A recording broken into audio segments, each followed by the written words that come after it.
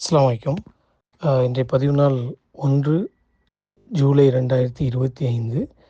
Visit visa வந்து ஆன்லைனில் extend பண்ண முடியாமல் இருந்துச்சு, ஸ்டாப் பண்ணியிருந்தாங்க.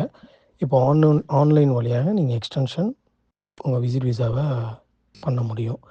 ஸோ அது வந்து 6 டேஸ் பிஃபோர், அதாவது விசா எக்ஸ்பைரி ஆகிறதுக்கு 6 அல்லது 7 டேஸ் பிஃபோர் தான் எக்ஸ்டென்ஷன் வந்து அப்ளிகபிள்.